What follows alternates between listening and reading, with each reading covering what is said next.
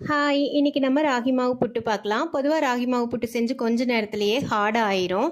அப்படி இல்லாமல் சாஃப்டாக இருக்கிறதுக்கு இந்த மாதிரி ட்ரை பண்ணி பாருங்கள். தேவையான அளவு ராகி மாவை ஜலிச்சு எடுத்து வச்சுக்கலாம். ஒரு ஸ்பூன் நெய்யும் தண்ணியோட கொஞ்சமாக பாலும் உப்பும் சேர்த்து பிசைஞ்சு எடுத்துக்கோங்க. ரொம்ப சாஃப்டாக இருக்கும். ட்ரை பண்ணி பாருங்கள். இந்த மாதிரி பிடிக்கும்போது உடையக்கூடாது. உதிர்த்து விடும்போது நல்லா உதிரணும். இப்போது இட்லி தட்டில் சேர்த்து ஒரு 5 நிமிஷம் நல்லா வேக விட்டுட்டு எடுத்து தாளிச்சிக்கலாம். ஒரு கடாயில் ஆயில் விட்டுக்கோங்க.